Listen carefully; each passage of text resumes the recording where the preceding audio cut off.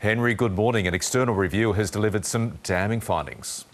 It has, and the Federal Environment Minister, Tanya Plibersek, says she was really gobsmacked and quite distressed when she read what women had been describing and what is an Australian workplace in these remote stations in Antarctica. There was an external review that's been conducted into what's happening here, and its summary is pretty distressing reading, to be honest with you. It has women reporting unwanted physical contact and gestures, uninvited invitations for sex, some gender-based insults, taunting, allegations of homophobia, and at least some instances of offensive pornography in public places. This is something that has caused a degree of distress for many of the people who are involved in this report. But in one sense, it is a long time coming. This report also reveals just some basic lack of understanding that's a result of an historically very male-dominated workplace.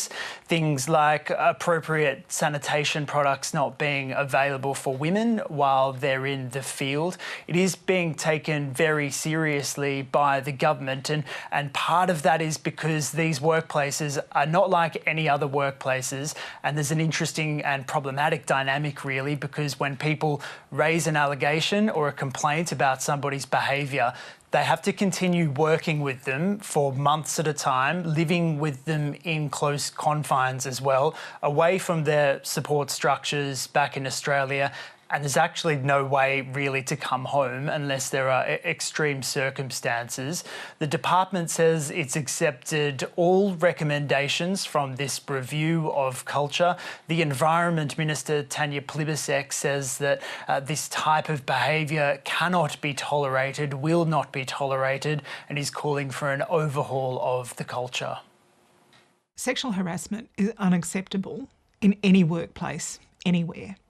I was actually gobsmacked to read some of the reports here talking about, pornographic images up on walls. I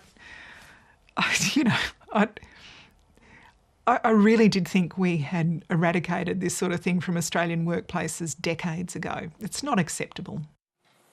That's the Environment Minister, Tanya Plibersek. Very concerning and distressing for a lot of people who've worked there, who've been witness to these types of things. I've been told that they are being provided with support, but there is a real impetus to try and get this out in the public because they want to confront these allegations and make sure that in future they can make their workplaces safe for people who are going down there to do research, incredibly important research on climate change, for example.